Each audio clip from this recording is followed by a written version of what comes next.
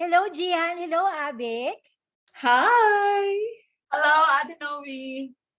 Hello, we are so excited. We are moms who hang out for no filter conversation. Pero kakaiba po tayo ngayon dahil meron tayong guest. And Jihan will guide us. Yes, because it's a special month for us women. Kaya for this session, we have decided to invite other special women to join us in celebration of the International Women's Day. Well, it was already last March 8th. The world celebrated International Women's Day. But in the Philippines, medyo mahaba tayo mag-celebrate, parang Pasko. So we have the whole month of March. It's tagged as the National Women's Month by the Philippine Commission on Women. And this year, the theme is We Make Change for Women to highlight the empowerment of women as active contributors to and claim holders of development. So in the context po of homeschooling, we are going to feature moms from a sector with its own unique journey and challenges. And recently po, meron po silang hinaharap na change din coming from DepEd. And we would like to see if that kind of change is something that would make things work for them as overseas homeschooling moms, or is it gonna be something that will add further challenge to them? So, eto na po, without further ado, I would like to introduce to you our lovely guests sa podcast. Hindi nyo sila makikita, but hopefully you can also check out the YouTube version of this so you can also see them. Yes, so I will start with Beverly Pancho. Okay, so Beverly Pancho started homeschooling in 2015 and she has stayed for 11 years abroad, 7 years of that in UAE. So meron po siyang 2 homeschooling kids and she's now enrolled with a provider. So welcome, Beverly. Bevs, would you like to say hi to our audience? Hello, good morning and good afternoon, everyone. I'm Bev. Thank you. Oh yes, it's still morning in your time, no? In your time zone. Yes. To introduce our second guest, we have Novi Ann. Hello, etong i-introduce ko po. Matagal na po kami magkakilala and this is one of the, great blessings for me in the homeschooling community. So natutuwa po ako. Thank you, Joanna Morales. Hello, dear. Kamusta ka na? Wait. It's good to be back again with Miss Nove. Oo nga. Ang dami na rin natin pinagdaanan, di ba? And she's the founder of the Filipino Independent Homeschoolers Philippines and in UAE. Yes. Joanna Morales, a working mom and a homeschooling advocate who started 2017. At 14 years na po siya sa abroad sa UAE. May 2 po siyang anak na hino-homeschool and used to be an indie and now under a provider. And Joanna Morales po is the founder of Filipino Independent Homeschooler Philippines and UAE. Yes, hi Joanna! Hi, good morning and good afternoon sa Philippines. Hello mga moms, mga powerful moms. Good to be here today. Thank you for the opportunity. And for our third guest, excited ako matuto rin sa kanya, all the way from the Bahamas. Okay, she's been homeschooling since 2016 and the family has been homeschooling for about several years now and they are on their 7th year.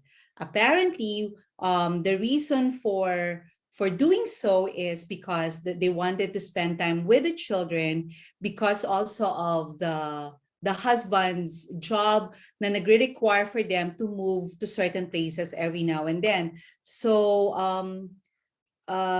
they wanted to migrate every 5 years to different parts of the world. Ang saya nito. Sasali ako sa homeschooling nyo. So the kids can experience different cultures as they go around the world. Ang saya nun. Welcome, Leah Salting. Hi everyone. it's a privilege to be here and to be included in this forum. Thank you. Ayan, thank you so much for joining us today. Just hearing their backgrounds, nakaka-excite, no, to hear from their journeys of how they're actually doing it in a different context, in a different country. Although Avic is also in a different country, and in one way or another, we have also heard about her perspective. So ngayon, we hope to enrich that perspective by adding on more ladies. So to start off, so that we can give our listeners a background of how you do it there abroad, maybe you can give us a brief description of your family life abroad, and then how did it help you decide to homeschool? So maybe we can start with Bev. Is that okay? All right, that's okay po, Miss Jihan. Yes, for me, yes, we are a family of 5 living here in UAE for 7 years now. This is actually our 2nd year in UAE. And then when we moved here, both me and my husband were actually working. And then it was just later in 2019 that we decided that I stay at home and then give up yung nanny namin. Then ako na yung mag-alaga sa mga kids. And then until now, I am still a stay-at-home mom, but I recently had a part-time job. So yun, a part-time job and then homeschooling and then house chores. Yeah, and then yes, we decided to homeschool kasi po during that time when we moved here in 2014, 2015, it was so hard to secure a slot in the Philippine school. Why Philippine school? Because yun po yung swak sa budget po eh. It was so hard to be admitted in that school, in those schools, and we tried other schools na within our budget, but hindi po nila guarantee yung yung admission because they prioritize the old students. And then for me, having a knowledge of homeschooling, so that's the time that we consider and we research more about homeschooling. And then yes, before we eventually join my husband here, we enroll our first son, our eldest son's homeschool provider. So that's it for me, how we started homeschooling. Thank you, Bev. Sorry, I was on mute. So homeschooling abroad, if you enroll with a Philippine provider, I swak sa budget. So yes, that makes sense, right? I think I heard that story with so many Filipinos abroad. It allows them to be together and at the same time maximize their finances. So thank you for sharing that, Bevs. How about Leah? Would you like to share? What's it for you? So actually, we started homeschooling when we were in the Bahamas already. But my husband and I, when we were still here, before we left for the Bahamas, he had this, frustration because my kids used to be in a regular school and my husband works as an ER doctor, which means he doesn't have like a regular schedule. So sometimes he will leave and the kids are still asleep, or he will come back and then the kids are already in school, or they're already asleep too. So we realized, especially with my oldest child, that they didn't really have like he would leave and it would be fine for her. Like if he's there, it's fine. If he's not there, it's fine also. So he said, when we had the opportunity to go abroad, because the schedule that he had in the Bahamas was really, really good. So he only works like 2 weeks in a month. He works for 2 days. And then for the next 2 weeks, he works for 5 days. So it was a perfect setup because he really wanted to be involved with the children. So we left and we moved to the Bahamas, and it was a good setup because he was always there with the kids. They were able to maximize the time, especially growing up during the growing up years, because we left when my daughter was only 7 or 8 and my 3 boys, they were about 6, and the youngest 2 years old and 1 year old. So he was really there during the time that they were growing up. It was a beautiful 6 years, if I may say. that we spent in the Bahamas. So, and then, when we were there, it was like, this is good because they were exposed to a different culture. So nasa Western culture kami. And then, so different from what we have in the Philippines. And so we just, we wanted we wanted them to be exposed to varied cultures also. So parang gusto namin, if possible, for us to live in, different countries with different cultures then. So that's why after the 6 years in the Bahamas, so kami parang, okay na to, and then let's, move on to the next adventure. It was like that. Homeschooling, it's like an adventure. You can take your kids anywhere you want to go. And, that's the best setup. So like right now, thankfully and fortunately, somehow, pwede namin yung ma-realize because like after this stint in the Bahamas, we'd be able to move to Singapore, which is also, a totally different environment and culture from the Bahamas. So yes, that's, the background of our homeschooling family. Thank you.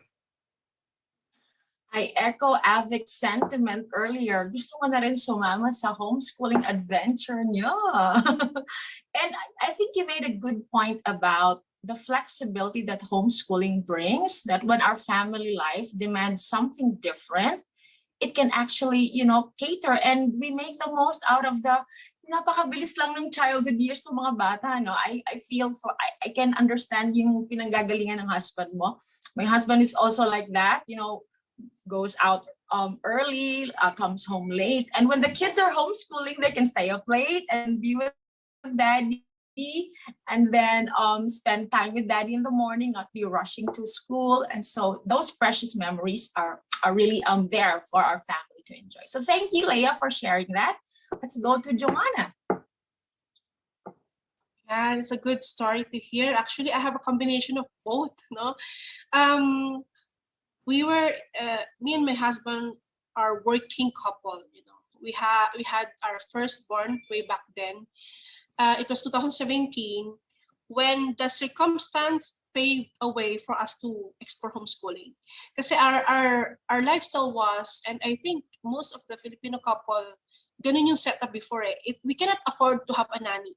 Kasi ang dami requirements, we have to, get 2-bedroom houses na ang mahal-mahal, So our routine was, we have to send our child to a daycare, a childcare, hanggang sa pumunta siya sa school and then go back, and then susundin na lang namin siya dun sa childcare niya.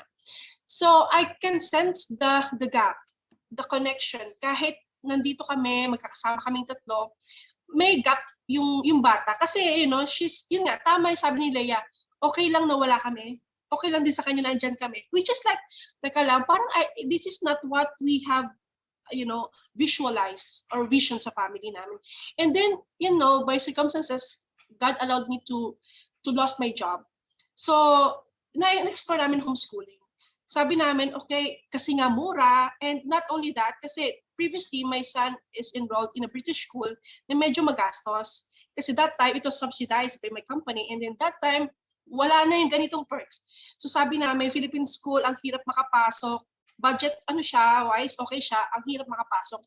So yun, nag-enroll kami sa provider. And then, yun na, nakita na namin ang ganda ng homeschooling. Kasi yung band namin mag-anak, grabe, para siyang, alam mo yun, na-revive. Na yung anak namin, kami na yung preferred na kasama. So it was like 6 years siya lang mag-isa, and then, ang ganda ng homeschool eh, dumami yung anak namin. O di ba? Kasi, it brings everyone together. Totoo yun. It's like a lifestyle. Homeschooling is a lifestyle. It brings the family together, even the husband. Sometimes we will discuss, na yung strategic parenting. O, si ganito, nagiging ganito na. So, anong course of action natin? So, alam mo yun, I cannot imagine if my sons or my children will be, in traditional. I don't have anything against with traditional, but homeschooling had called us to be more intentional. Like everything is like for you matters. Dati lang parang okay lang, may nagtuturo naman eh, you give the responsibility to other people. But when we started to homeschool, gifted pala yung anak ko sa ganito. Oh my God, thank you Lord na ganito. So we tend to appreciate every one of us. So then now, sabi ko pag tatanungin mo ako, sabi ko nga even we're in the woods, no, kaya ko mag-homeschool. Anak, kahit walang internet, I have my library at home. Who can stop us to homeschool? Yun na yung aming, yun ang aming slogan. So, yun ang aming reason why we homeschool, and we want to continue homeschooling them hanggang kaya namin. Hanggang mag-alis na sila siguro, saka sila papakawalan. So, yun lang. Napapatango kami sa mga sinishare nyo, ano? And sayang naka-zoom tayo, no? Kung naka-live lang tayo, maririnig nyo yung mga reactions namin. And we can so relate, and I'm sure a lot of homeschooling families can relate with the things you have shared, especially our families abroad. So now, Ate Novi, would you like to add something, or would you like to share with us our next question? Okay. So, grabe lang yung pinagdaanan nyo rin, ano? Dahil Women's Month ngayon, I just want to ask this question. So, syempre bilang babae, madami tayong challenges na pinagdadaanan. No? And I do believe living in a different country rin, iba rin yung ano natin, different challenge bilang babae, bilang nanay, and bilang asawa, and living in a foreign country. So, if you give us the permission, what are the main challenges in homeschooling in a different country? Siguro, of course, we are Filipino. As much as possible, we wanted to let our kids grow the way we grew up in the Philippines, especially introducing them the Filipino culture. So, being based in a foreign country, ang hirap na access namin sa mga Filipino books, sa mga araling panlipunan na resources. So, yun yung number one namin. And then, siguro yung second namin is that we need a provider to be a bridge sa amin. So that, we know that homeschooling is not just simply putting a school at home and then you go ahead. Homeschooling kasi there's a lot of approaches. So yun yung flexibility, and kailangan namin somebody to assist us and to make sure that we are still complying with the DepEd. Because at the end of the day, we're only in foreign land. At the end of the day, we are going home. I mean, not most of the people are looking forward of settling in the Philippines. So, yun ang aming struggle. And pag we opted to use Filipino books or Filipino resources, medyo mahal ang shipping fee. But, other than that, if you're gonna be looking at the full picture, we are very thankful kasi this country had that campaign of balanced life. Ngayon, actually, it's a new rule lang na they're giving away another off sa lahat ng family, sa lahat ng tao. So, 4.5 days lang ang work, minsan 4 days lang. So, it's very good environment or time para sa family. And ngayon lang namin na-receive yun, ngayon lang namin na-experience yun sa UAE. So, yun lang. Ang galing naman, no? Ang galing ng setup doon. So, when that start, yung type of schedule na ganyan? Is it before the pandemic? Actually po, it's not before, but it's after the pandemic when the UAE is trying to encourage a lot of investors and tourists in the country. So I think it was just started like this year, Bev, right? I think this year lang, and nakakatuwa kasi they're promoting the balanced lifestyle. So ang daming time para mag-homeschool. Oh, sarap. Thank you for that, Joanna. How about Leah? Challenges for us initially, of course, also the Filipino resources, because yes, ang unang problema is the very expensive shipping fee. I mean, I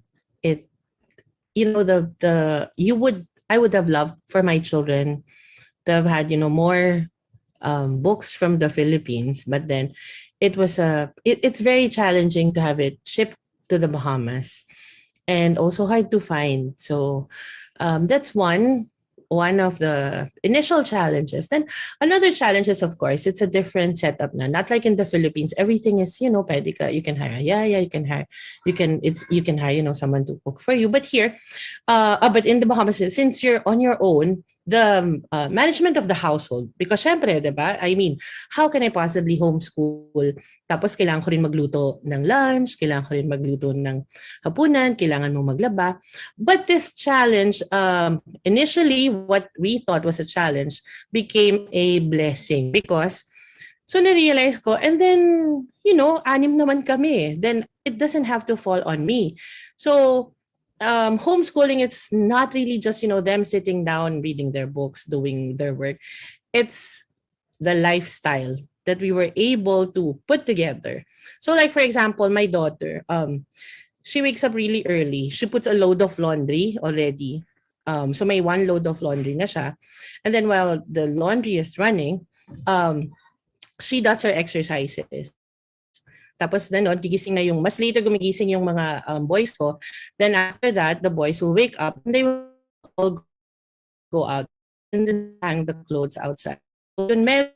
So, yung challenge before, yun nga, living in a country, you will feel so alone kasi iba yung support system in the Philippines. Pero pag dumating ka ng ibang bansa, you don't really have that kind of support system. And then that's, you know, I mean, turn the challenge into something that that it has become, yun nga, a blessing to us. So like right, most of my children, not yung young ones, hindi pa gaano, they know how to do, you know, basic household chores because it is part of our routine. So we made it a point to make it part of the routine already. Not just homeschooling isn't just, you know, them doing the regular reading or, you know, the regular schoolwork, but also you know, part of managing the household, which turn them into children who are more mindful.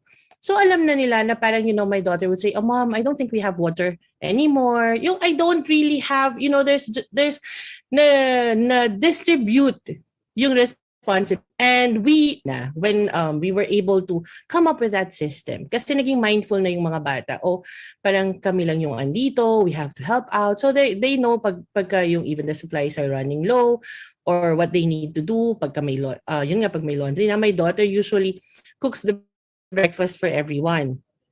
So those are the 2 challenges before, yung Filipino books, Filipino resources, and also, you know, managing the household. So that's those are the 2 challenges initially that we faced when we were in the Bahamas. First is the Filipino resources, the scarcity of the Filipino resources, and then second, managing the household while homeschooling. So those are the 2 challenges that we faced. Oo nga, sobra tayong privilege dito nga no, na pwede tayong mag-hire ng katulong. Pero it's also a blessing, no, in disguise that our kids could be able to really learn what is really life skills. Kung ano talaga yung buhay na daily basis. At nakakatulong talaga sa loob ng bahay. May I ask Leah, no, sa Bahamas ba meron ding mga ibang Pilipino? Madami na rin Pilipino dyan. Yes, na nag-homeschool? in the island, so yung island where we are from, it's Grand Bahama. It's not really the main island, but it's like the most beautiful island. That's where they shot Pirates of the Caribbean. There are 400 Filipinos there, but not all of them have families with them. So konti lang yung kasama yung family. In the main island, there's about, I think, 3,000 Filipinos, but not all have their families with them because, you know, it's really an added cost. Mahal din talaga because, you know, you're required, they have a certain requirement also with the housing. Parang kailangan, like for us, 4 yung anak ko, you need to have at least a 3-bedroom house. So mahal ang rent ng 3 bedrooms. And of course, you know, the added cost. And Bahamas is like, medyo mahal yung cost of living there. So not all, very small percentage were able to bring their children. So okay na ako mag-household chores basta nasa the Bahamas ako. Parang yun, Oo okay nga. na. Grabe doon pala yung Pirates of Caribbean, no? Kakatuwa. Pero, I mean, talking about shipping, grabe lang, siguro ngayon medyo naapektuhan din ng Middle East, ano, and Bahamas regarding the war. Yung shipping talagang tumataas na ng tumataas, and it's gonna be more challenging for us, no? Even us here in the Philippines. Yes, thank you for sharing that, Leah. How about Bev? Anong challenge mo? Yeah, for me, it's almost the same with Leia and Joanna. Yes, I agree with the resources because it's not just Filipino resources. Almost all of the resources we have to outsource sa Philippines or sa US, and the very costly shipping fee po. Yung po minsan po mas mahal pa po yung shipping fee sa book, sa price ng books. Yes, and another Wow. thing for me is yung support group. Because when I started, when our family started homeschooling, we were here. So I was doing that for the first year. For the first time, I really felt alone. Talagang wala po akong kakilala dito. What I did is just I asked our provider if there are some families here, and thankfully there was, but we are all first timers. And then yes, that's the time that it prompted me to create a Facebook group, the Filipino homeschoolers in UAE, to gather them. And then yes, eventually now at present there are a lot of support group now here, so that's a good thing. And another challenge for me is yung time. I think both if you are working naman kasi if both parents are working, regardless of geography, time will be very challenging. Time is very challenging. Yung managing the homeschool and then yung work. Yeah, so that's one thing for me that was very challenging during the first 3 years of our homeschooling. And eventually, when I experienced staying at home, time was still a challenge because I agree with Miss Leia. You have the house chores and you have to balance it with the homeschooling. And I agree, it became a blessing for us also kasi yun, natuto yung mga anak ko. You really have to teach them the life skills for you also to have a help, yung hindi lang ikaw lahat. So that's it. That's are the challenges that we have faced so far. Oh, thank you so much, Joanna, Bev, and Leah, for just sharing your challenges and thinking of here in the Philippines that really we really need to be thankful more of what we have here. But I know si Avic makaka-relate din sa kanila eh. Yung mga kinukwento nila, definitely. But with regards with challenges, I think Avic has a question or you want to share something.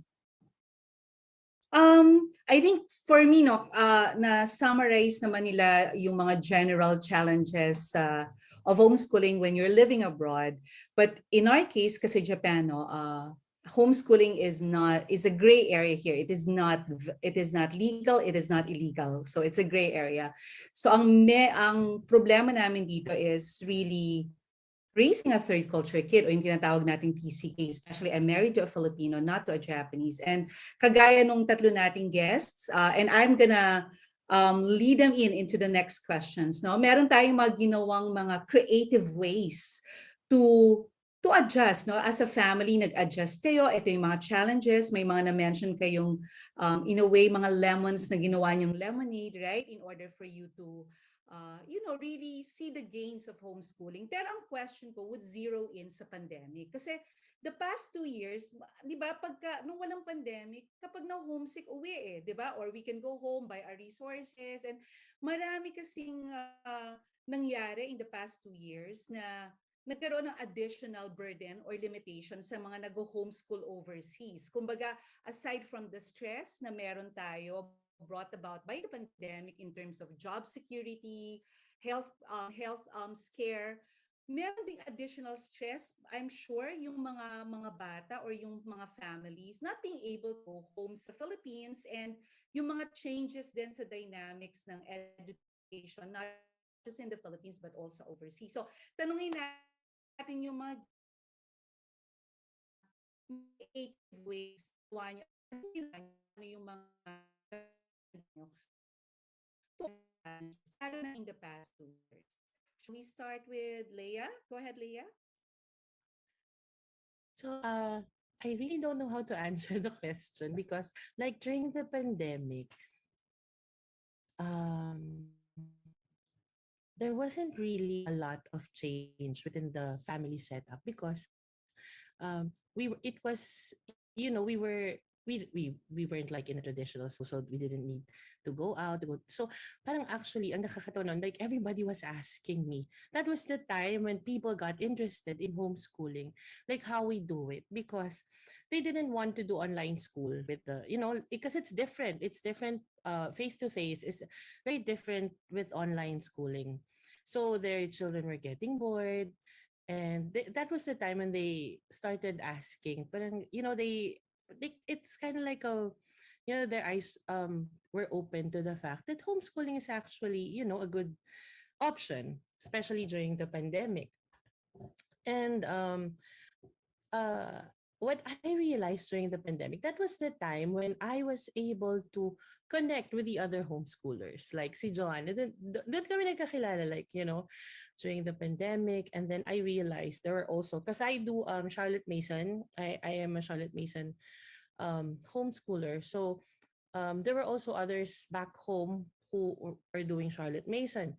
And then I realized, it's actually a good time to start a few groups, because I have a group. It's Charlotte Mason Authentique, and because of the pandemic, I was able to do so many things. Shake up, because Charlotte Mason is, like, it's one of the fields or areas that that the a Charlotte Mason education, you need to delve into that. So I started a Shakespeare co-op that bloomed into two and then three. Now I have four. And then habit training groups. I also have four habit training groups. And we have like a composer and art study co-op. So it made the whole world closer to us, because then my children were also able to interact with other kids from different countries, and also most from the Philippines. So in a way, sometimes life really, throws you a curveball. You think it's a curveball, or you think it's a challenge, but actually it's just somehow pushing you in the right direction. And so naging, for me, it was naging maganda siya, because I was able to find like a lot of, people who are also like ano, doon ko siya nakilala nung pandemic, nung na pareho pala kami nag-homeschool. We have the same challenges because we're both living abroad. So yun, the world became closer for us during the pandemic.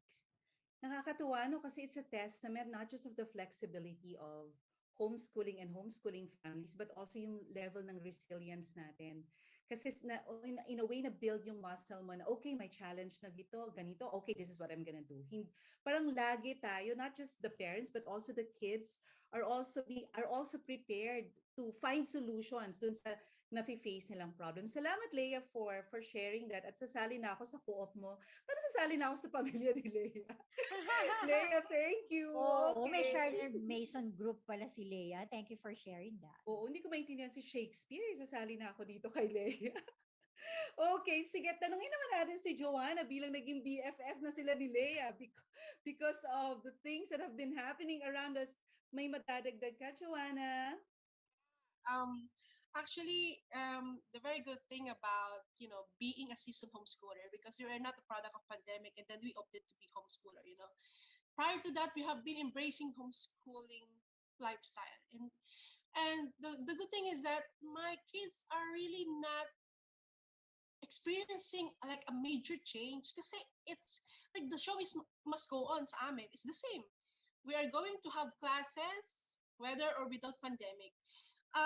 And then we can see, you know, when the pandemic hits, a lot of families in traditional school went into chaos. They don't know, like, the world stopped. And then this is where we see homeschooler families embracing these traditional families and telling them everything is all right, it's not the end of the world, no students must be left behind. And that is when the Filipino Independent Homeschooler Group was gave birth into. So it was like a passion from me, like God had prompted me, to to tell the world what homeschooling is all about. So what happened was, same with Leah, we connected to other people, to other families, even in the Middle East, like in Oman, and say, ano ba to homeschooling? So, alam mo yun na hindi naman tayo celebrity to promote, pero yung urge na para matulungan na, mommy, kaya mo yan, kahit wala kang, kasi yung independent kasi is like, you can, well, having a provider, you can educate your child enough affordable way. But kung wala ka pa rin, you can still educate your child in independent way. So ayun, nagawa ako ng mga Zoom meetings, na libre na seminar, ano ba ito, homeschooling, alam, kahit siguro third year ko pa lang sa homeschooler, no? Just to pacify the family na, you know what, your kids will still study, you know, and you are enough. Kasi ang dami kasi mga families na feeling kasi nila pag hindi sila teacher, wala na, you know, everything will be messed up and all that stuff. And this pandemic really a blessing, sabi nga nila, yeah. It connects the world together because of the internet. And the good thing was, for the homeschooler na nag-benefit din kami, naging mura ang tutorial, di ba? Yung mga Filipino ngayon, ina-outsource na namin. Yung mga aralin palipunan na ang hirap ituro sa mga bata. Nako, mag-search ka lang. Nako, praise God, ang daming murang teacher. Kasi nga, the teachers were also, you know, nawalan din sila ng trabaho that time, di ba? Kasi nga, no face-to-face. So, you know, siguro, what homeschooler really taught us is to embrace the change. You know, yun yung sabi nga, di ba? It's not really a challenge. It is an opportunity to get out of the box as a family. So, yun ang good thing sa ating mga seasoned homeschooler na even pandemic cannot stop us as long as we have that vision and, you know, the passion in you to encourage one another as a family and as a community. Ang sarap nung conviction na yun, even the pandemic cannot stop us, right? Celebrity ka na sa akin, Joanna. Okay? Tsaka amen to the murang tutorial, no? Sabi nga sa anak ko, mag-aral ka kahit anong lingwahe. Diba? Ganun. Kasi lahat available na online. And ang maganda rito, yung homeschooling na sinimulan mo because you wanted to do it for your family, na connect siya to a bigger purpose, no? Na nakakatulong na tayo, nakaka-empower ng mga communities and some of the parents na hindi alam yung gagawin kasi parang naging sila pandemic homeschoolers na force into homeschooling, nagkaroon ng mga encouragement. Kung hindi man natin talaga matulungan ng buong buo, nagkaroon ng encouragement na hindi pala ako nag-iisa. I think yung feeling na hindi sila nag-iisa is a really good starting point for them. Salamat, Celebrity Joanna. Okay. Okay, Bev, we love to hear your thoughts. Go ahead, Bev. Yes, I'd like to pick up on from that. Even the pandemic did not stop us. Yes, because just like Leah, parang wala naman din talagang masyadong changes with our kids. When my friends are asking, so hindi sila nag-adjust sa school pagdating ng pandemic. Yes, because we were into it now. We were embracing the concept already, the homeschooling concept. But it became, when the pandemic hit, it became a blessing to our family instead. Just like what they have mentioned, yung mga, diba, the support group before, we were struggling on that here in UAE. But yes, we were able to connect to the whole world. Actually, Miss Leah, I'm part of your Wednesday habit training group. Yes, and there are opportunities, a lot of opportunities, not just for my homeschoolers, for our homeschoolers, but for us also as a mom. We need trainings, even if we are seasoned homeschooling moms. Sometimes we still need encouragement from other parents, and that's what happened to me. So kung meron mga free events online via Zoom, yes, I'm there. That's one of the blessings during this pandemic for our family po. Ang galing, no? Imbis na challenges yung naririnig ko, no? Si Bev, ang dami niyang sinabing blessing. So yung nakakatuwa. So the heart was really ready, not just for her own family, but for the community. So mabuhay ka, Bev. I think, Avic, Yes, if I might just say, it also shows parang yung how is the support with other women with other homeschoolers. Like ako rin kasi when I initially met Joanna. So I'm independent. I'm still independent. So andun yung parang, I found someone also in the same, basically like the same boat. But she will tell me na parang, okay lang yan, just be yung independent homeschooling kasi minsan you're faced with this challenge, baka mamaya mahirapan, when I come home, magpa-credit, ganyan. Then she was like, hindi, okay lang yan, sis. Kaya mo yan. There's when you find people na pare-pareho ng sitwasyon, and then you're given encouragement. It's a very big thing. So, like her, like she started these things. Tapos nagkaroon din nga kami ng indie CM homeschooler. So, it has germinated na parang, there are people who started this and who actually it's just doing it for the sake of giving encouragement and strength to the other homeschoolers, then you also want to do the same thing. And I think that's, where the power of a woman comes from. It's building each other up. So I think yun yung isa sa nakita ko na naging magandang effect ng pandemic. I've realized there are a lot of women who are really willing to help other women. Yun. Magandang magandang naging effect. Ang swerte ng mga asawa natin sa atin, no? Tama yan, Leah. O sige, papasok ko na kay Jihan for the next question. Baka ano pang masabi ko dito. Go ahead, Jihan. Avic, thank you, Bev, Leah, and Joanna. Ang sarap lang makinig, to hear from you and listen to you. Para I am so encouraged, and it strengthens the point that this pandemic has proven that homeschooling is a resilient form of education.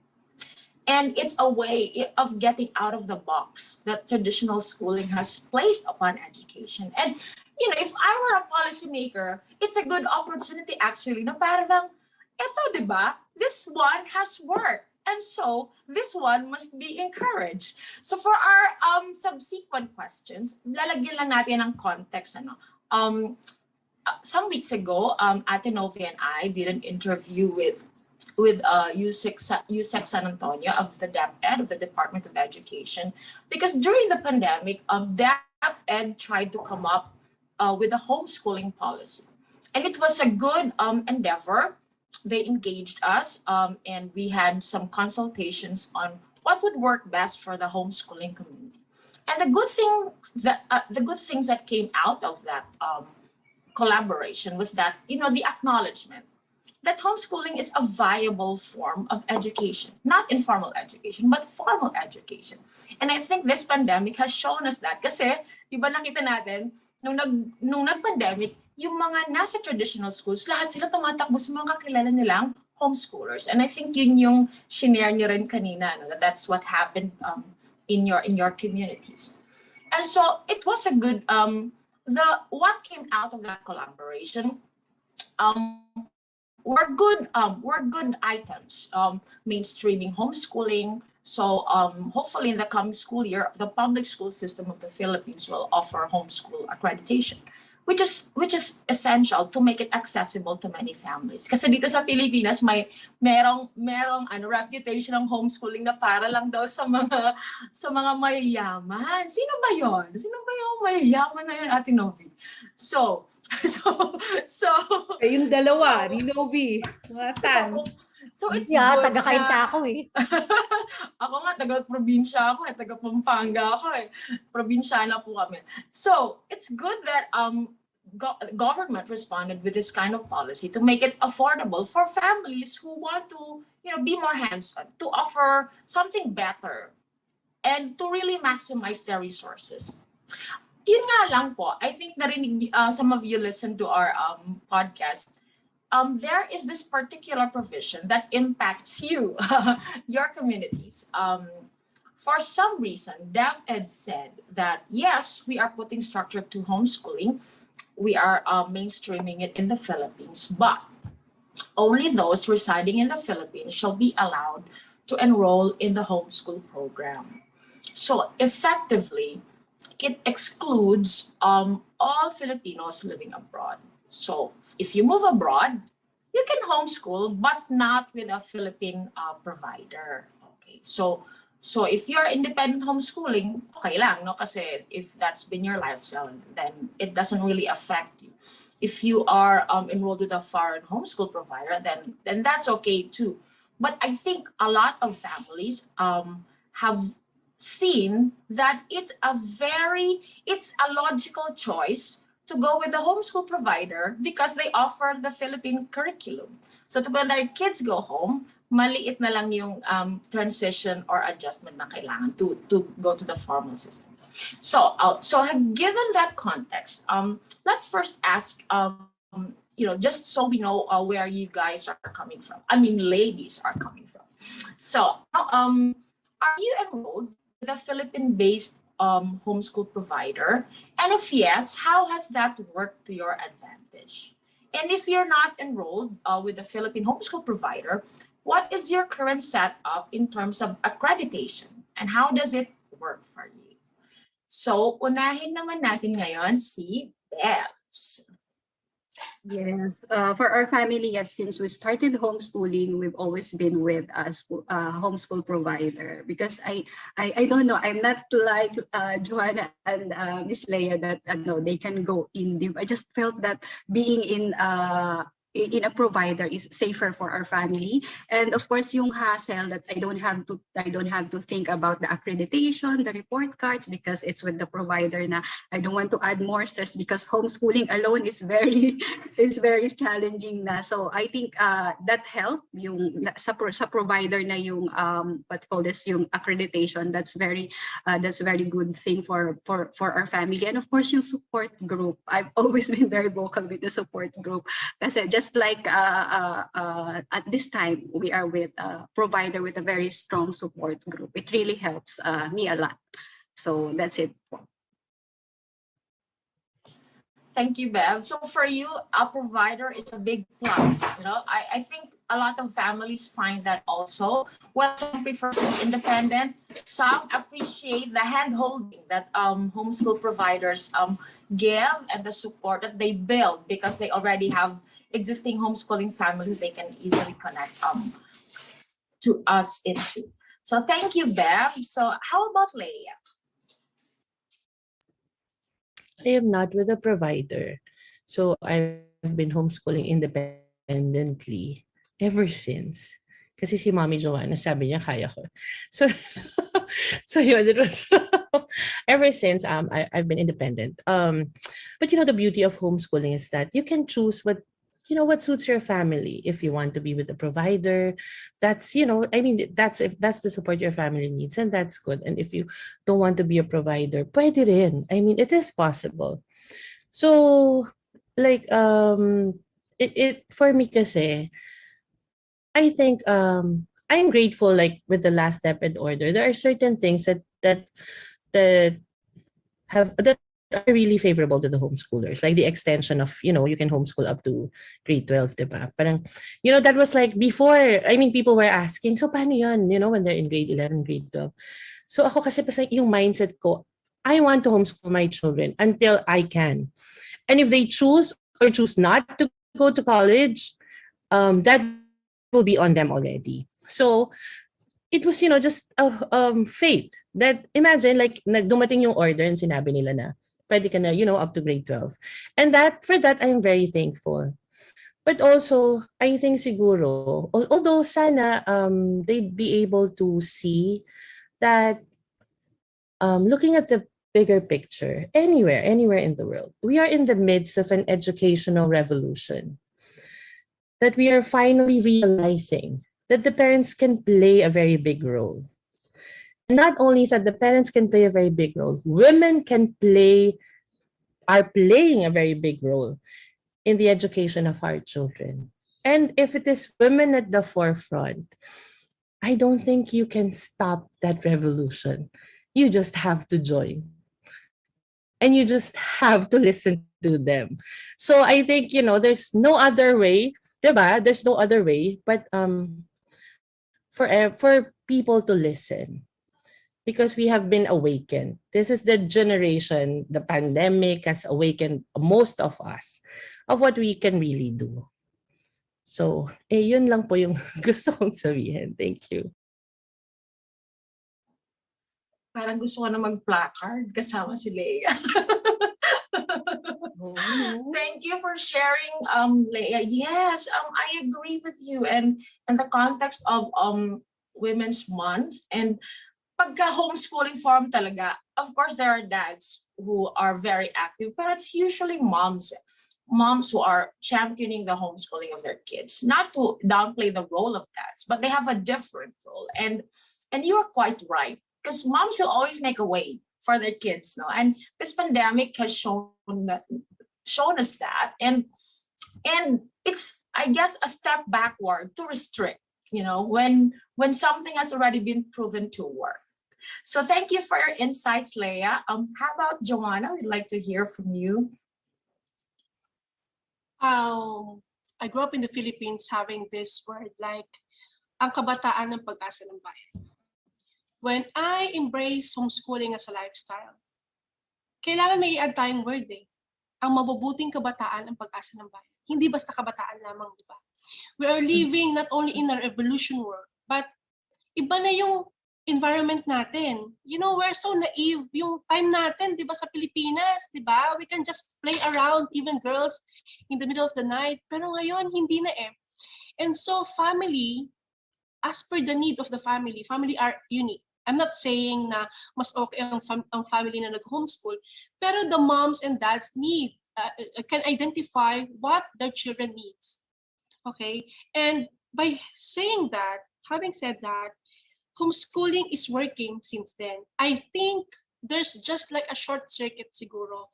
Siguro hindi nakita na malaki pala ang populasyon ng mga Pilipino nag-homeschool outside. You know, so pwedeng gano'n na mangyari. I don't think it's very intentional na i-drop ang OFWs, you know.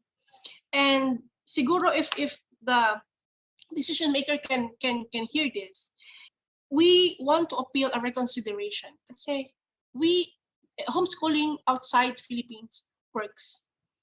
Even before pandemic. The problem is that marami kasing hindi ready nung nag-pandemic.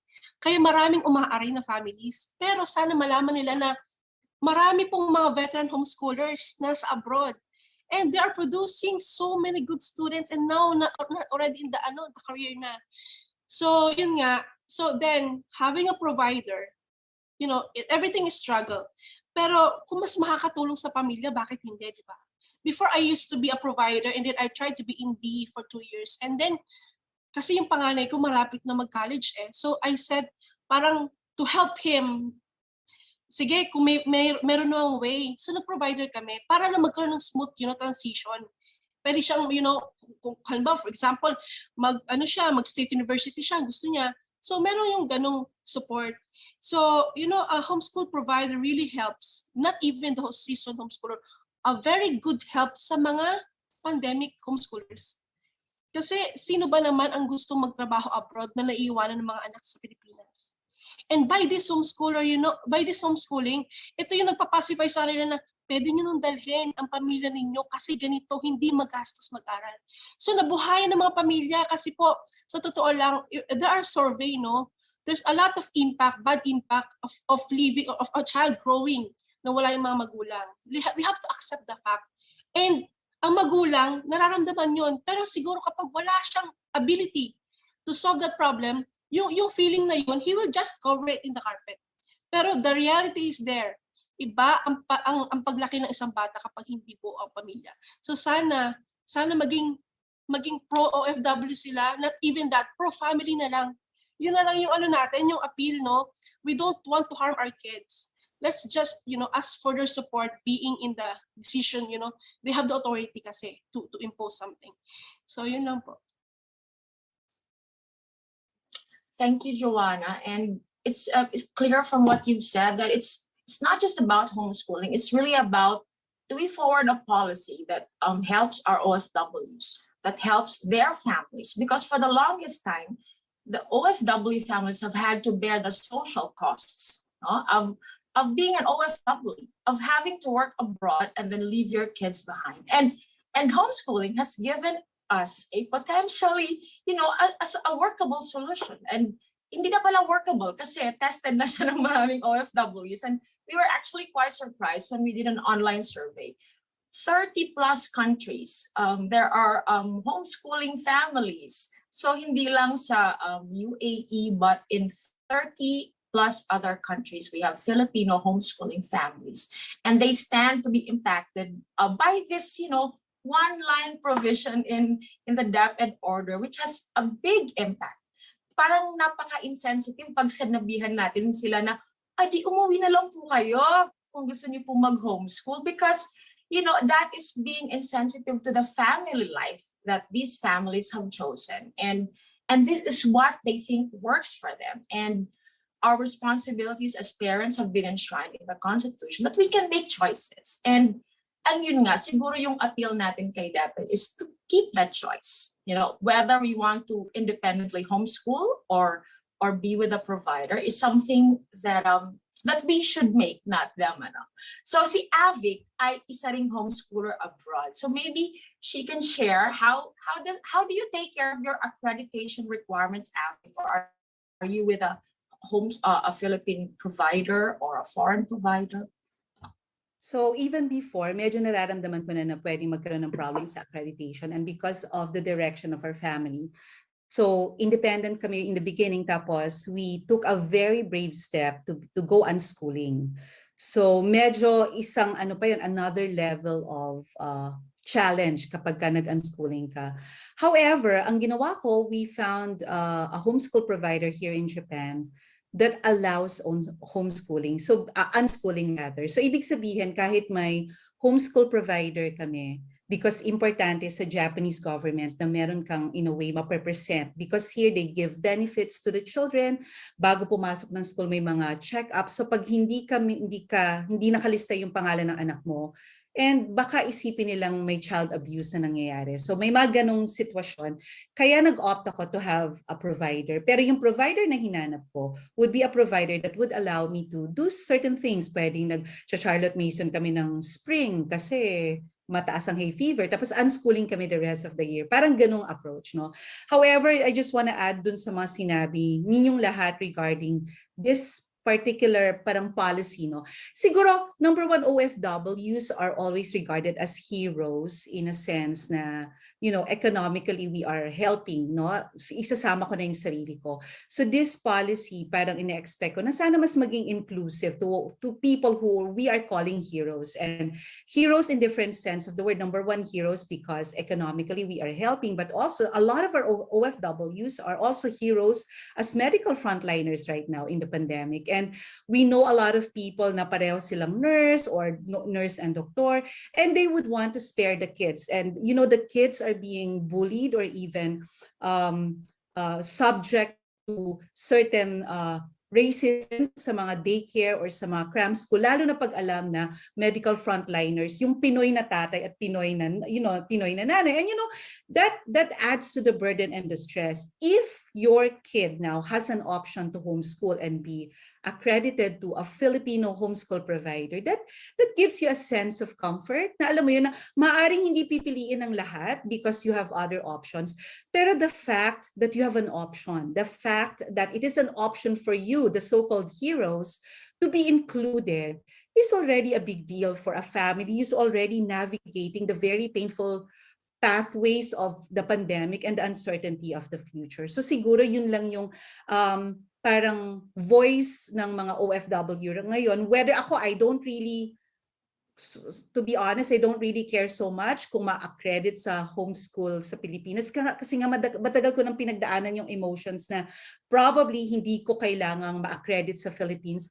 But nonetheless, I want it to be an option. You know what I mean? Parang I might not need it now, but my friends would need it or I would need it and in the future. And also for our kids na lumalaki sa ibang bansa, I think it would be nice na hindi nila malamang you were excluded kasi you were being homeschooled overseas. Di ba parang emotionally, parang yun na nga lang yung parang one of the few ties na meron sila dun sa country nila tapos hindi pa tayo madalas makauwi because of the pandemic.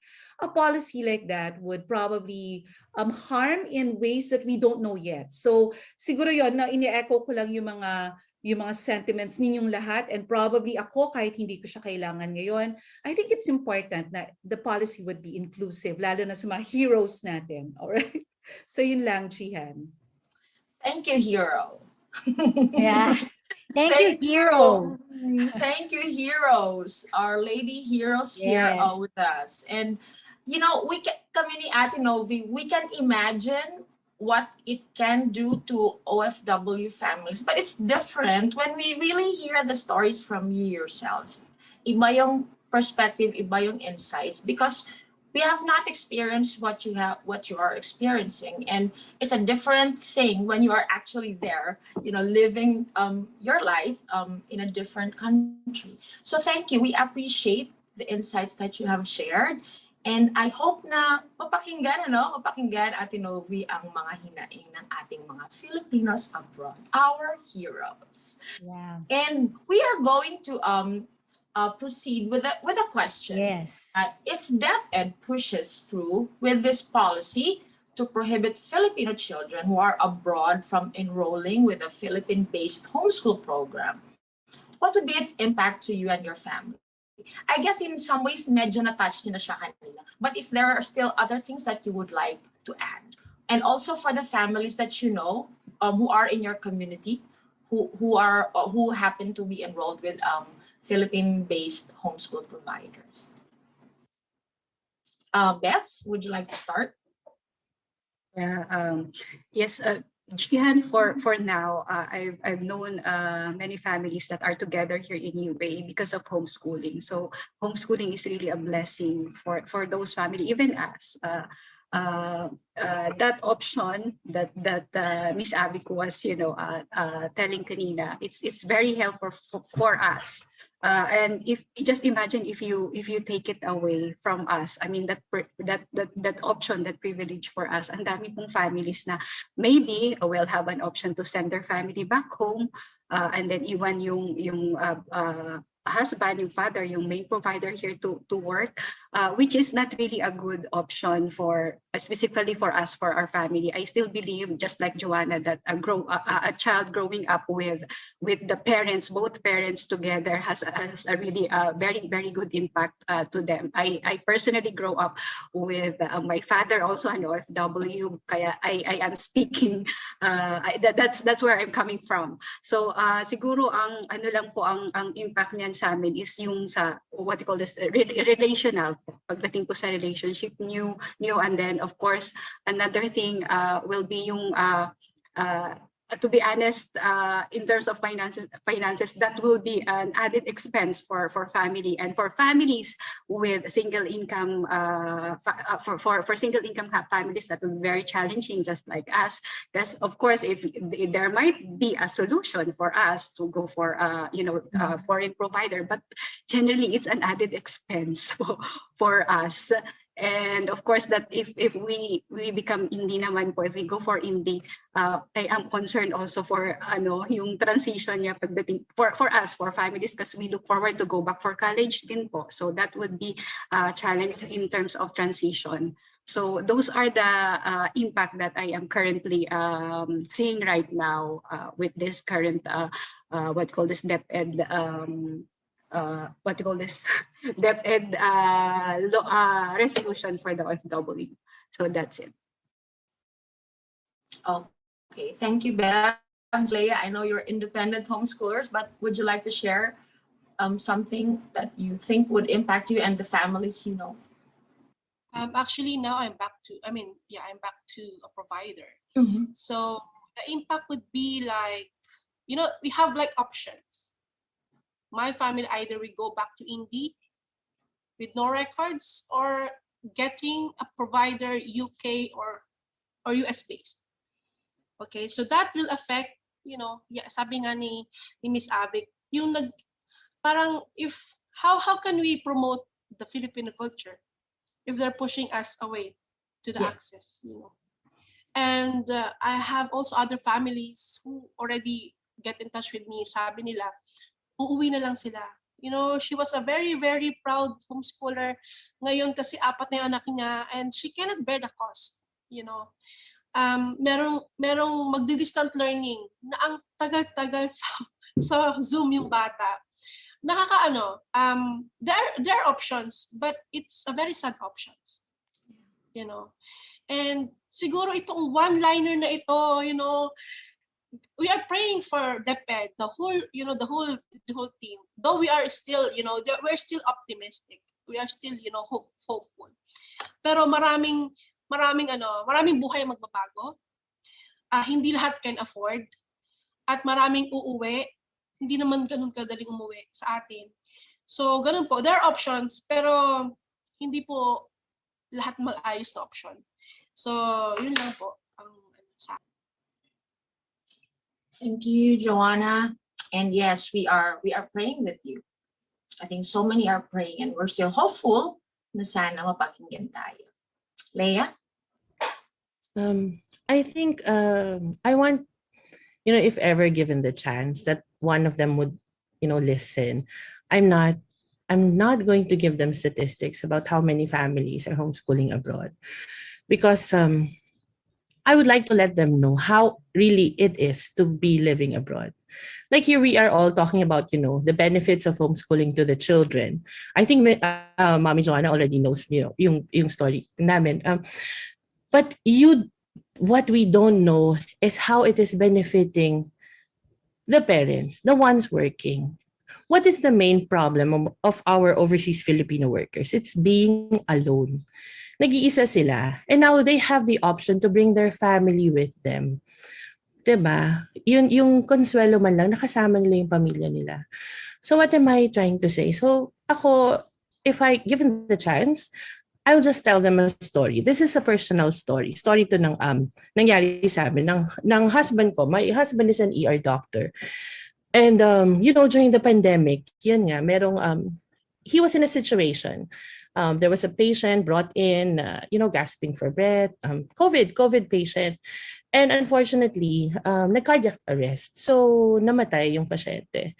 As the doctor, so he was the one tasked to tell the relatives na namatay yung pasyente. So when he went out and he was talking to the relatives, one of the relatives became very violent and started punching him. We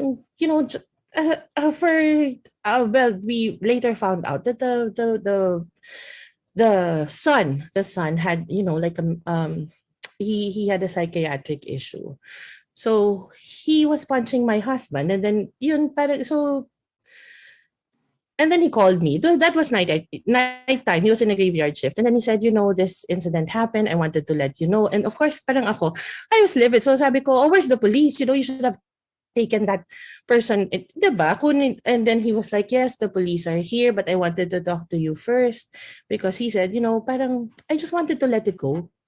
I didn't want to do that anymore. Tapos ako parang, I didn't understand yet. No, parang bakit? Diba sinuntok ka eh. He wasn't doing anything.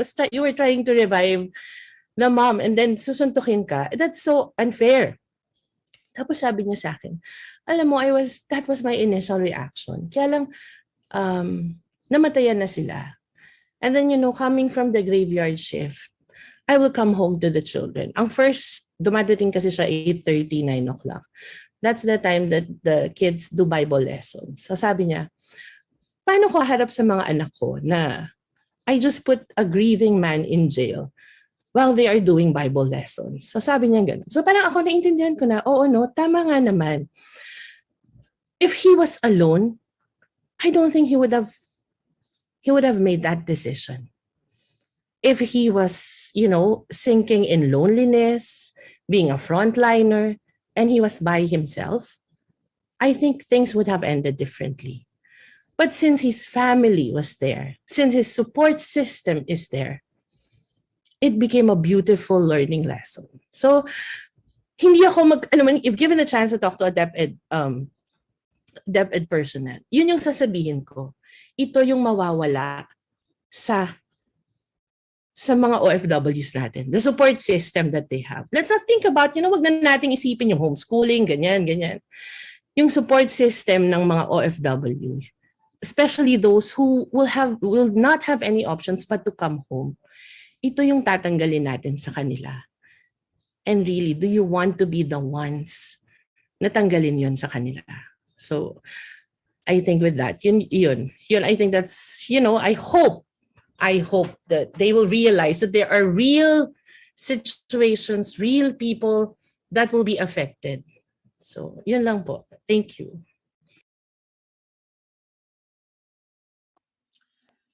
Thank you, Leah. Medyo.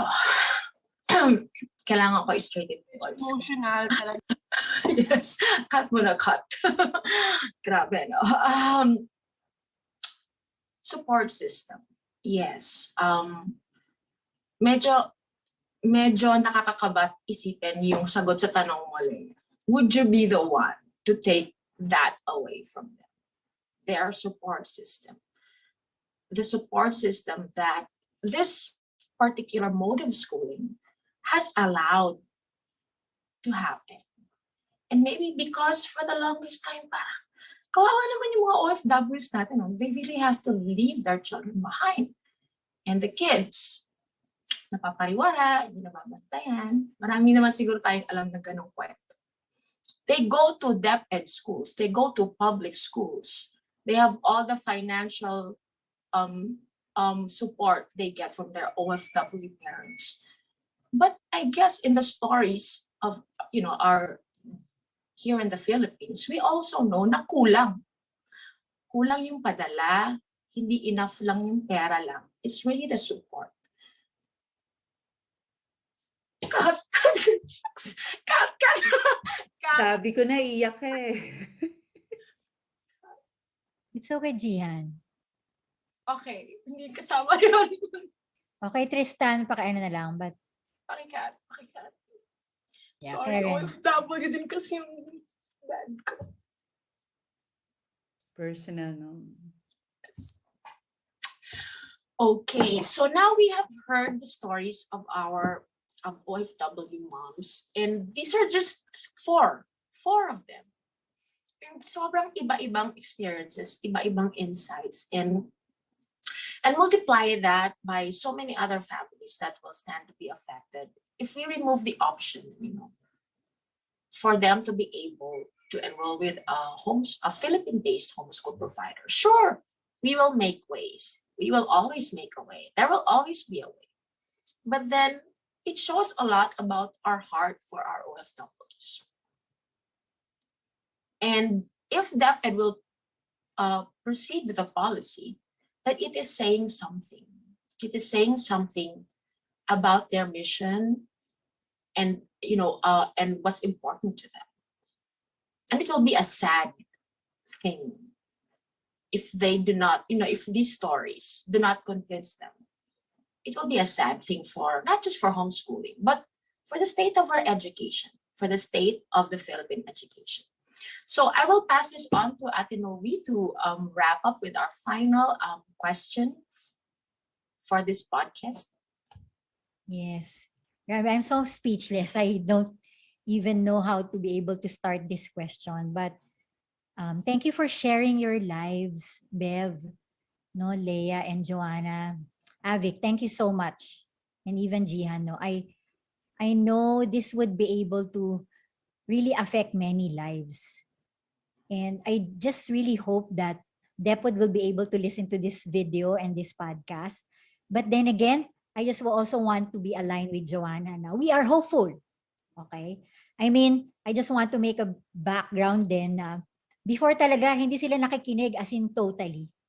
No, I see this as a bridge that I still remember way back when homeschooling was not really inclusive in the United States. I think that was the early 70s. And there's a lot of things that happened there, and there's a lot of change, and something that it's not easy for them to be able to really express, but okay na sila ngayon. But it takes time. I just want to encourage each one of you. What you have said here, it will really echo. Hindi sayang. Hindi sayang yung mga ginagawa nyo, at nagpapasalamat ako dahil each one of you have been really a great impact, no, to all the homeschoolers here in the Philippines, no, and all over the world. Thank you so much for what you're doing, having that kind of great awareness that you are giving, and just giving workshops for free. I remember Joanna when I initiated talking to her, and I told her that I really admire her for doing that. And thank you for, for Bev for just making that Filipino group for the OFW in the Middle East. Maraming salamat. And even Leah, no, for your heart to be able to teach other moms, other parents of what you have in your life as a family and as an individual. Maraming salamat. Dahil I do believe po, hindi po masasayang lahat ng pinlant natin. But then again, I was telling Jihan, every seed needs to be planted in the dark. Lahat tayo dadaan sa darkness. So, let us see this as a season, no? At least nakakausap natin sila. At least meron silang way in which hopefully you could be able to come on Thursday, no?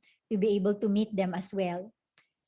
I do believe in the hope that God has given us, because I also believe that God has mandated us, no? whether you're homeschooling or not, God has mandated us to be the anointed ones to be able to teach to our kids. And that is the greatest choice that God has given us. Kahit saan man tayo. But then again, with regards what hope, which is aligning to my question right now. So, if a law naman po, and this is one of our greatest hope, no? Jihan and Avic, no? If a law on homeschooling were to be crafted here in the Philippines, kasi wala pa pong law talaga eh. Kumbaga po, mababago ang ating DO every time na mababago rin po ang ating presidente. But then again, there's a hope na magkaroon po ng law at ito po ang ating paglalaban, no? If you will be given this opportunity, what do you think, Ma'am Bev, Joanna, no, Jihan and Avic and Leah, are issues faced by the OFW that should be addressed to be included in that law? And siguro, i-add na rin natin yung personal appeal nyo sa DepEd. Kumbaga, ano yung wish list nyo na makita sa law? I could start with Leah. Initially, I was parang you're looking for so many things, diba? But I've come to realize that as homeschoolers, kaya natin like being in this situation that we really have not been recognized as we should have been recognized, or parang nakaya natin yung mga obstacles and yung mga challenges. I think for me, personally, I would, if there would be a law to be passed on homeschooling, I hope that they would be able first to talk to the homeschoolers. For them all, because in that way, because homeschooling is just parang when you say homeschooling, it's just like the tip of the iceberg. There are different ways to homeschool, and there are different ways to assess a child. Like me, for example, I do Charlotte Mason, so my kids have never had the regular multiple choice exams, and my kids look forward to taking exams because we have exams every 12 weeks, and they are very excited because they can write down whatever it is that they know. They are not confined with like multiple type questions with true or false, with fill in the blanks. They don't have that. So whatever it is that they have learned, whatever it is that connected to them, that's what they bring out during the exams. I hope that, I don't know, baka si Bev narinig na akong sabihin to. I've looked at the DepEd curriculum. Let's take, for example, how they, the language arts. They said in the language arts, the child needs to be able to identify the characters, the plot, the setting for a story. So if you have 50 children in your classroom, they will all be looking for one and the same thing. 50 minds looking for the setting, the character, the plot. Why not allow these 50 children to write whatever it is that connected to them based on that story? It will allow their mind to think independently, for them to be, because that's where it will all start. Yun lang, diba? Imagine 50 minds thinking the same thing. How about allow those 50 minds to, to think about what they would like to think? And then that's how the mind will really grow. Doon natin makikita ang individuality. Doon magbo-blossom ang bawat isang bata. I think siguro it's not just taking things generally. It's about appreciating that a child is an individual and will blossom if given the right kind of guidance that is not boxed, and also for them to realize that there are different learning philosophies, and appreciate and understand how it works. So that is that's the dream basically. Thank you for that, Leah. Totoo yun no?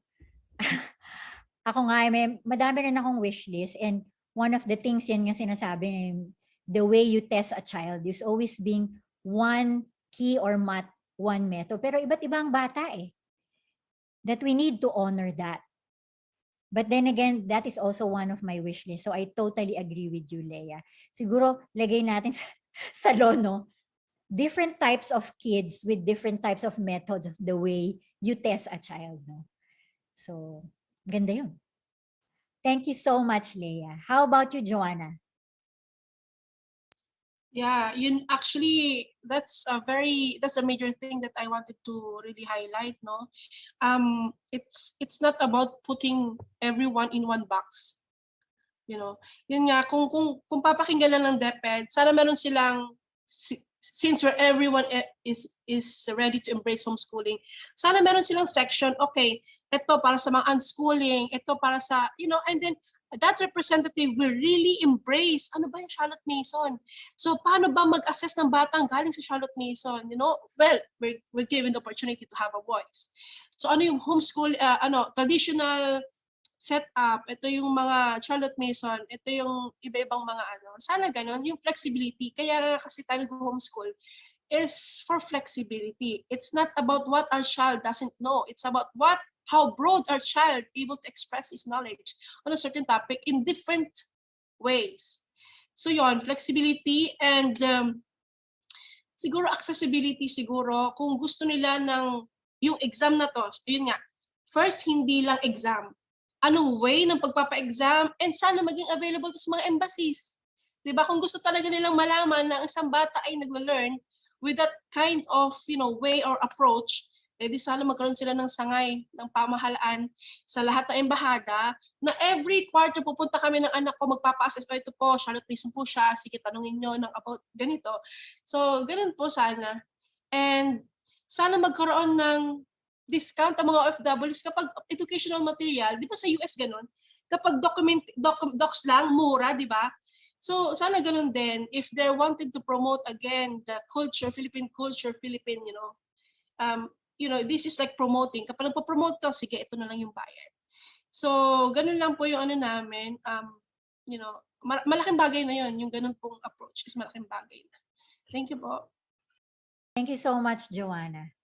Oo, kailangan talaga natin yung very friendly resources and material that it could be easily accessed to every Filipino all over the world. Totoo yun na para pag Filipino ka, ito yun. Para maging proud tayo sa kung anong meron tayo, di ba? At we can be able to use that kahit saan man tayo sa mundo. Maraming salamat. Thank you for that. How about Bev? Yes, thank you. Very good insight, no, Joanna and Miss Leah. For me, this situation, this one-liner from the DO is one of the biggest issues that I have faced as a homeschooling mom for homeschooling for several years of homeschooling now. So I think I'd like to go directly to the main point that, of course, if there is a law that will be crafted for homeschooling is to make sure the inclusion of all OFW in the homeschooling system of the Philippines. That would be the major, concern for me if there will be a law. And of course, siguro the personal appeal from us, coming from us, siguro I've heard that this was a regulatory action from them. Siguro if they can allow naman to operate those homeschool provider who are actually legit operating here. So siguro that will be a big help also for us here abroad kasi we believe naman that there are legit homeschool providers here. So siguro yun po. And I agree with Joanna dun sa mga sectors like they will have a body in the embassies. Parang it's a good ideas. And also yung PEPT, if it's possible for them to make it online since we are living in digital world right now. But I think they are also working on this na po, right? So sana Yes, po magkaroon po ng access yung mga OFW sa PEPT even if we are here. So that's it for me po. Thank you so much, Bev. Thank you. Grabe. Nakakatuwa. Thank you for sharing. Thank you for sharing your life. Pero I just want to to say na definitely there's hope. And yun nga yung sinasabi mo na PEP test, di ba? Hope na yun. Magagawa sila digitally, so pwede na maka-reach all over the world. Pero gusto kong marinig si Avic about this. Anong wishlist mo, Avic, regarding kung magkaroon na tayo ng law? Okay, baka hindi kayo matuwa sa wishlist ko. Okay? Ang wishlist ko sana, if magkakaroon ng law and if that will be the direction, sana yung law is vague. Why am I saying it should be vague? Okay, vague in a sense that sana it's vague, but there's a big room for it to be inclusive and pro-family. Hindi na siya pro-homeschooling or pro-OFW, but kumbaga sa UP kasi tinuturuan kami ng yung pangtayong pananaw, 'di ba?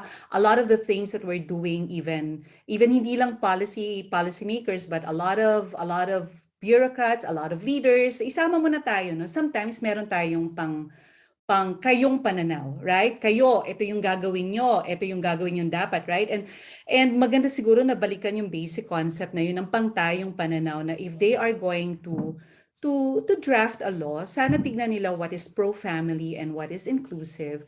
And sana vague siya in a sense that there's a big room for the homeschoolers and probably in partnership with the private sector and education experts to actually work together. And there are parang magkakaroon ng Department for OFWs, parang may ganun yata, no? Parang hindi ko alam kung updated ako, but to have a more holistic approach rather than to have a list of wish list lang na. Kasi ang gusto ko ring ma-communicate, ayoko rin naman na mukhang pro-OFWs tayo. Di ba, you know what I mean? Parang, because OFW kami, ito yung list namin, right? Because coming up with a law and putting up bodies left and right will have a cost. Will have a cost to the government, will have a cost in terms of implementation, and depende kung sino yung mag-i-implement ng mga laws na yon, kung ano yung level of appreciation niya for a certain policy, magkakaroon ng effect sa implementation. So, I don't know if we can learn something from Japan, for instance. Dito sa Japan, it is not legal, it is not illegal. We have access to all the benefits kahit homeschooler ka, pero kailangan mong mag-adjust ng kaunti. Like for example, kailangan mong pumunta ng City Hall to present na buhay ang anak ko, nag-aaral ang anak ko, ito yung anak ko. You know what I mean? Parang very vague yung law nila, pero hindi siya nagpi-penalize ng homeschooling. I think that yun yung main point ko. Sana yung law will be vague but will not penalize homeschoolers and will not penalize OFWs or any other sectors, but will be a law that will allow everyone to grow. Kasi kahit yung mga policymakers natin, probably they will need to grow pa. Tayo as parents, it took us years para ma-appreciate talaga yung value ng homeschooling. Baka nga yung mga asawa natin, hindi pa talaga on the same page with us or tayo on the same page with others. Diba parang, to give them the benefit of, give them a chance to grow also and to really understand and appreciate the value of homeschooling because it will have economic cost, it will have social cost, it will have hidden cost na hindi pa natin actually nakikita ngayon. So, hindi ko nga alam kung masaya ako kung may law eh. Sa totoo lang, kinakabahan ako pag may law. Kasi parang, to be honest, parang, una tatanong mo, sino yung gagawa ng law na yon? Number one, sympathetic ba siya dun sa plight ng mga tao na maapektuhan? Number two, is this something na champion niya talaga? Or, you know what I mean? I'm not saying that they have bad intentions, but what I'm saying is that everybody, even policymakers, need time, need time to grow and really appreciate something such as homeschooling. So, and also, notwithstanding na merong cost ito sa gobyerno, there will be cost. Kahit na yung paglalagay, for example, ng testing center sa bawat embassy, that will incur a lot of cost. It might be good for us, but when you will allocate cost for that, you're taking away from the bigger pie. So ibig sabihin, imbis na ma-allocate sa medical care or healthcare, you're going to take away something from that and allocate it to accommodate yung mga request natin. So just to be fair to everyone, ang feeling ko sana kung magkakaroon ng law, it should be, tama, nag-agree ako sa lahat. Sana may insider na mag-champion, may internal champion para makapag-voice, makapag-articulate ng mga pinagdadaanan talaga natin. But at the same time, sana yung champion na yon may understanding din of how the government works. Kasi hindi rin pwedeng palagi tayo, we want this, but we really do not understand kung ano yung magiging effect niya, for example, to the total economy, to the regulation, to the implementation. Hindi ko alam if I made sense, but yun lang yung gusto ko. Sana vague siya. Parang gano'n. Thank you so much, Avic. Nako, ipipin ko yan. Maganda yan eh. Maganda yung point mo. And if I'm gonna encapsulate lahat ng mga sinabi nyo, no? Like, I love what Leah said. Research. Get to know homeschoolers. If you're gonna make a law, dapat may homeschooler talaga na totoong breed na homeschooler na hindi lang siya, maybe may experience siya being OFW, pero talagang homeschooler siya, na pagdaanan niya yung journey ng bilang a homeschooler. And si Joanna, no, yung mga testings na kailangan, definitely, I hope makagawa tayo ng mga testings na it would be very, very, kumbaga, applicable sa kung ano man country yan, na hindi ganun kamahal, na very, very accessible for each and everyone. And syempre kay Beb, no, I do believe na yung point na yan na hindi mo makalimutan na sana nga po, no, it will be not only inclusive in such a way, but pag na-curate po yung law na yan, talagang mahal niya ang pamilya, no? It's not even like OFW or labeling or something like that, but it's about family, because God curated family. Na kaya nga may nanay at tatay, tayong naatasan na talagang tayo magturo sa mga anak natin. And we are the ones who really know our kids and what they're going through. And one way or another, sana magkaroon talaga ng polisiya or ng law that it will knit the family and it will not separate the families, you know, na because of the law, kailangan pumunta ka rito, kailangan umalis ka ng country kasi ganun. Sana it would make unification na makaka-benefit sa lahat ng klaseng pamilyang Pilipino. So maraming salamat. Thank you so much, Joanna. Thank you so much, Bev.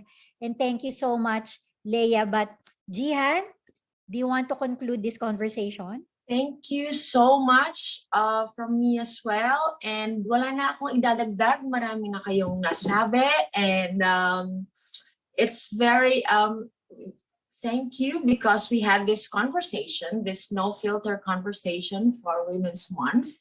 So let's just hope we are praying with you, and we are hoping with you that we will receive favor.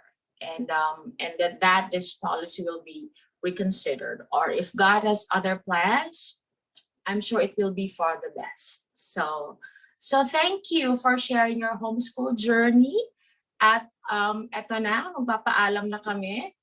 Thank you so much, Bev, Joanna, Leah Salting.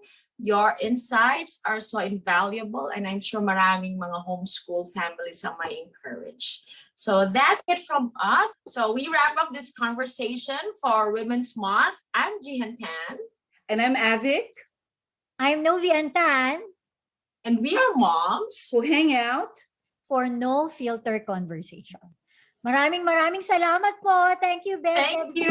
Thank you for our viewers and listeners. God bless you.